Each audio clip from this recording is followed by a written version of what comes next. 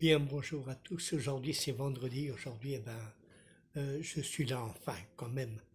Je vais vous parler un peu des actes des apôtres, surtout de l'apôtre Paul, qui avant s'appelait Saul ou Saoul, ça dépendra de comment on veut le prononcer. Dans les actes des apôtres, chapitre 9, nous lisons Ananias sortit et lorsqu'il fut arrivé dans la maison, il imposa les mains à Saül en disant Saul, mon frère, le Seigneur Jésus, qui t'est apparu sur le chemin par lequel tu venais, m'a envoyé pour que tu recouvres la vue et que tu sois rempli du Saint-Esprit. C'est un verset où on voit que l'apôtre Paul, Saul, avant d'être appelé Paul, euh, mais moi je vais continuer à l'appeler Paul. Paul était aveugle. Ce n'est pas qu'au début il fut aveugle, sinon qu'il devint aveugle après avoir vu cette lumière qui avait euh, réellement touché pour resplendissante, non? Une, une lumière vraiment qui resplendit du ciel, plus forte même que le soleil, la lumière qui venait. Ceci l'avait rendu aveugle. Alors Ananias fut appelé par le Seigneur en lui disant, va à cette maison, tu imposeras les mains sur Paul et il recouvrera la vue parce qu'il m'est utile pour le ministère. Ananias avait peur parce qu'il savait ce que Paul était. C'était vraiment un persécuteur de l'Église et il avait des cartes des plus grands euh, du Sanhédrin des Juifs pour aller n'importe où et pour amener et même tuer ceux qui étaient en train d'abandonner la loi et surtout les traditions juives, hein. Lui, c'était un fanatique de la religion juive, il était vraiment fanatique, il voyait, il n'était pas aveugle, et il était même là quand Stéphane euh, fut tué, non, à coups de pierre. Lui, il était là et on déposa même les vêtements de Stéphane devant à ses pieds et il reçut les cartes pour aller. Et vraiment, il était tellement fanatique qu'il allait même à Damas. Ce n'était pas seulement dans le pays d'Israël où il devait faire tout son ministère de tuer et de chercher les fanatiques du chemin, c'est-à-dire du christianisme, sinon qu'il reçut les cartes pour pouvoir le faire aussi dans les pays voisins. Là, il allait en chemin à Damas, c'est-à-dire en Syrie. Mais je voudrais vous rappeler qu'avant, il n'y avait pas de frontières parce que tout était euh, sous l'Empire romain. Et l'Empire romain comprenait tout et on pouvait marcher d'un endroit à l'autre parce que c'était l'Empire romain et la frontière entre Damas, Israël, le Liban et la Grèce et tout ça n'existait pas. Tout était sous l'Empire romain. Alors lui, il allait chercher tous ceux qui étaient en train d'abandonner les traditions juives, la loi juive, et dans son fanatisme, il, il tuait même les gens. Il était d'accord pour tuer les gens à coups de pierre. Et sinon, il devait les amener attachés, liés à Jérusalem où le Sanhédrin allait les juger, bien sûr en les condamnant à mort, parce que il ne voulait pas que la parole de Jésus-Christ et la parole des apôtres hum, puissent avoir tellement d'adeptes aussi vite, aussi vite. Euh, Là, quand Paul, avec tous ceux qui le suivaient, était en chemin, d'un coup il tomba à terre à cause de cette lumière resplendissante qui en plus était en train de lui parler. Une voix sortait de là et lui disait Paul, Paul, pourquoi me persécutes-tu? Et bien sûr, il demanda qui es-tu? Et de la voix lui répondit Je suis Jésus à qui tu persécutes. Et là, lui, il reçoit un message euh, un message à voir si je suis là. Il te serait dur de regimber contre les aiguillons. J'ai cherché regimber parce que c'est pas un mot qu'on utilise actuellement, mais c'est un mot qui dit de donner des coups de pied précisément sur les aiguilles, c'est-à-dire ça te pique. Il y a quelque chose que quand lui, malgré être un sympathisant juif, malgré être un fanatique de la religion juive et des traditions, il y avait quelque chose en lui qui ne cadrait pas, qui ne cadrait pas. C'est-à-dire, lui, il était en train de donner comme des coups de pied sur des aiguilles. Ça lui faisait du mal parce qu'il n'était pas sûr de ce qu'il était en train de faire, malgré avoir reçu les cartes pour aller suivre et surtout pour aller essayer de tuer tous ceux qui abandonnaient la religion juive. Euh, Là, il devint aveugle et il rentra à Damas. Les amis le guillaient, Arnaud, il- ils étaient avec lui pour euh,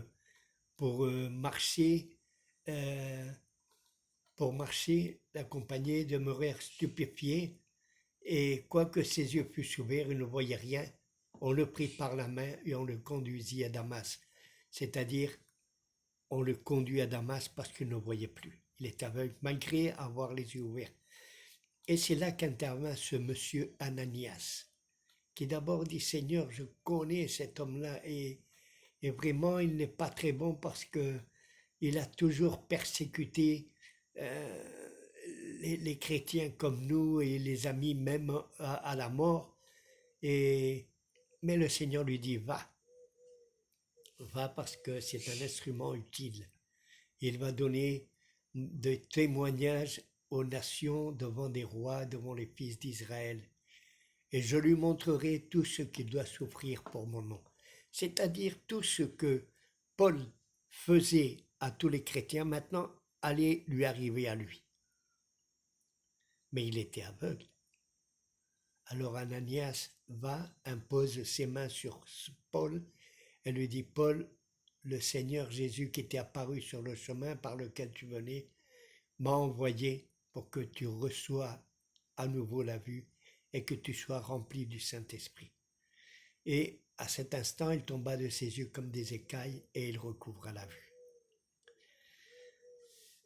Ceci, c'est vraiment quelque chose qui m'a touché dans cette semaine parce que nous tous, nous avons notre vue, nous ne sommes pas aveugles et nous allons d'un côté à l'autre comme vraiment des aveugles spirituels. Nous avons notre vue naturelle, mais nous ne voyons pas plus au plus loin que le bout de notre nez. Ce que je veux dire, c'est que Paul, lui, il avait la vue, mais il n'arrivait pas à voir ce qui était vraiment spirituel. Il voyait tout ce qu'il avait appris sur la loi, sur les traditions, mais il ne voyait pas plus loin. Mais il y avait quelque chose en lui qui réellement le touchait, et même s'il voulait nier tout ceci, ça lui faisait du mal. C'est pour ça que le Seigneur lui donne une nouvelle vue. Ce n'est plus la vue qu'il avait avant, c'est-à-dire une vue naturelle, mais maintenant il avait une vue spirituelle. Il connaissait Jésus. Il commençait à connaître les apôtres. Il commençait à connaître la grâce de Dieu. Ce n'est plus la loi et les traditions, c'est la grâce de Dieu envers les hommes, envers lui-même. Dieu a envoyé Jésus-Christ pour que tous ceux qui croient en lui aient la vie éternelle et reçoivent le pardon des péchés. Nous tous, nous avons plutôt, je ne sais pas si tous en France, mais quand moi j'étais au Maroc, c'était protectorat français. Quand on étudiait le catéchisme dans un temps assez lointain, on nous enseignait beaucoup de choses et surtout on nous enseignait à ne pas croire en d'autres religions que ne soit le catholicisme romain. Et plusieurs fois, on a même insulté, on a même tué ceux qui ne croyaient pas dans cette sainte mère, l'Église. On nous a donné à croire dans tous les saints de toutes les choses qu'il y a. On nous a dit qu'il y a beaucoup de personnes dans le ciel. Ceci n'est pas vrai. La Bible ne nous enseigne pas ceci. La Bible nous dit que tous sont en train d'attendre que le Seigneur revienne pour pouvoir hériter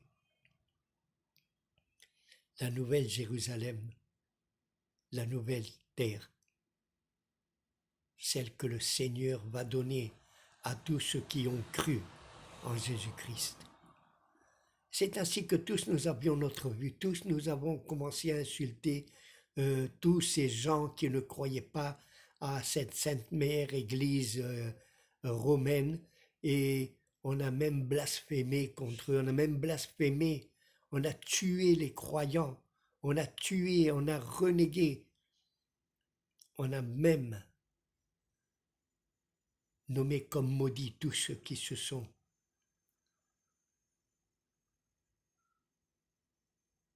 partis de ce chemin.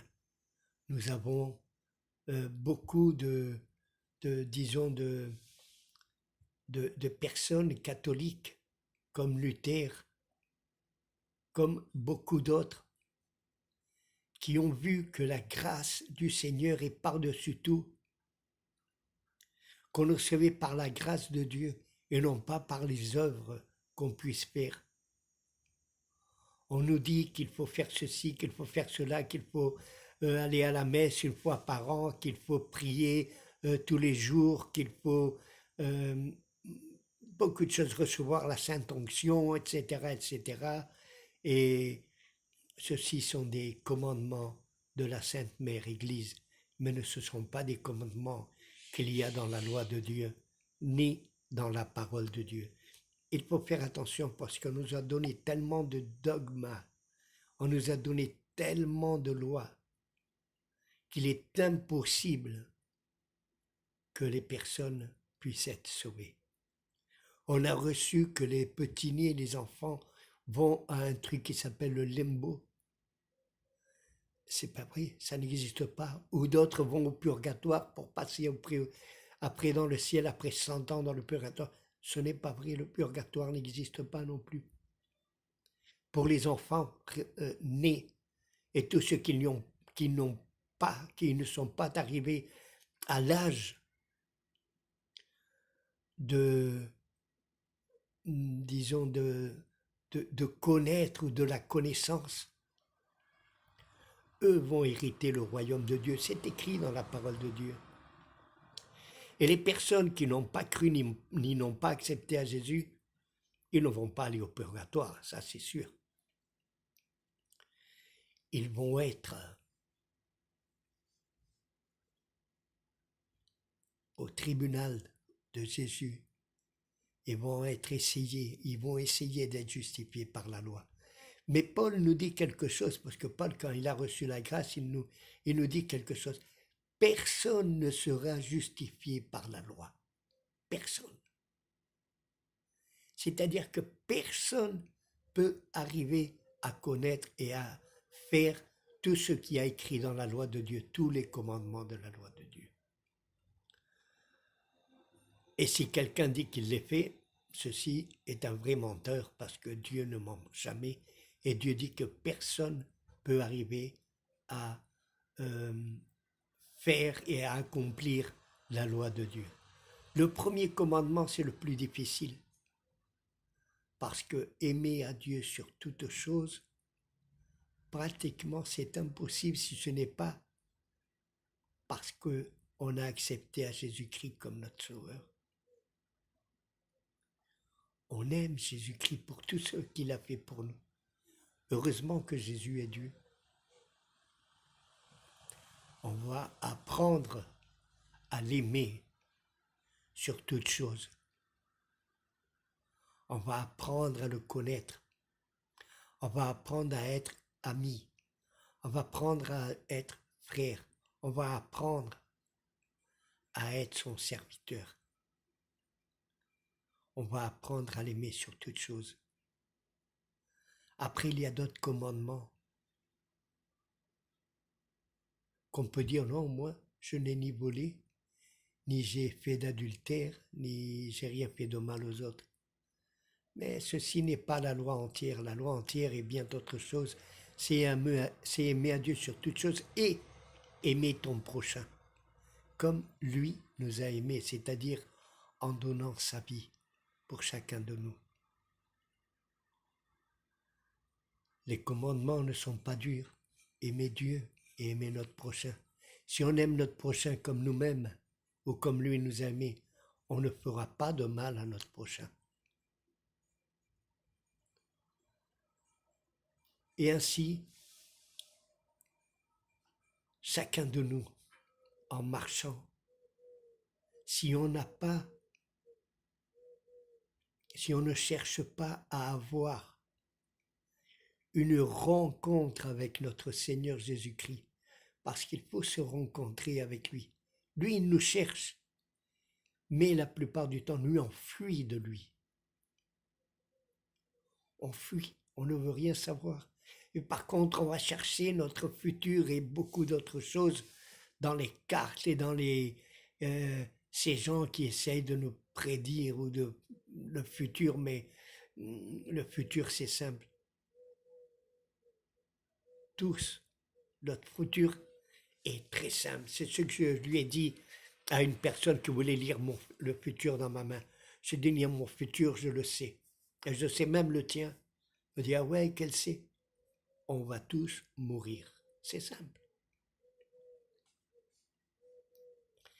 C'est ça notre futur. On peut te dire que tu vas avoir beaucoup d'argent, que tu vas te marier avec un homme riche ou avec une femme riche, que tu ne vas plus devoir travailler, etc., etc. Mais la vérité, c'est que tu vas mourir.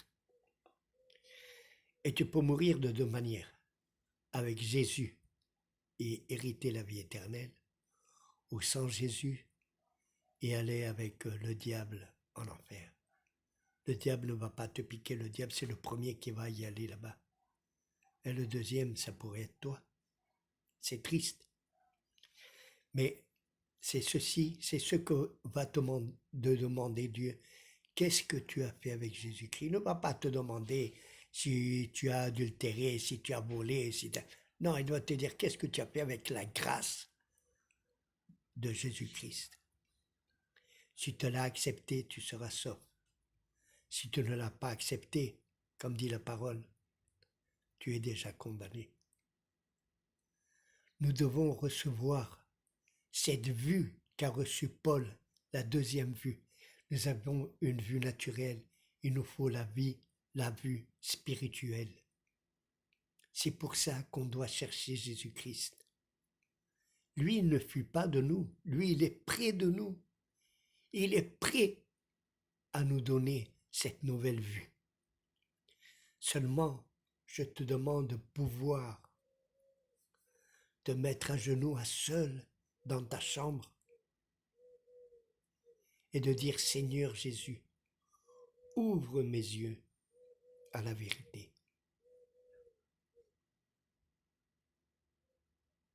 Je veux que tu puisses satisfaire ma vie, que tu puisses remplir mon cœur, ouvrir mes yeux, que je puisse voir réellement la vérité sous l'Esprit, sous le Saint-Esprit, comme Paul l'a reçu. Recevoir la vue et être rempli du Saint-Esprit. C'est ce que le Seigneur veut faire avec chacun de nous. La même chose qu'il a fait avec Paul, il veut le faire avec chacun de nous. Nous avons besoin d'une rencontre spirituelle. Nous avons besoin de nous rencontrer avec Jésus. Nous avons besoin de recevoir la vue spirituelle et la vie spirituelle. Nous avons besoin de Jésus-Christ dans notre vie. Ne cherche pas une religion.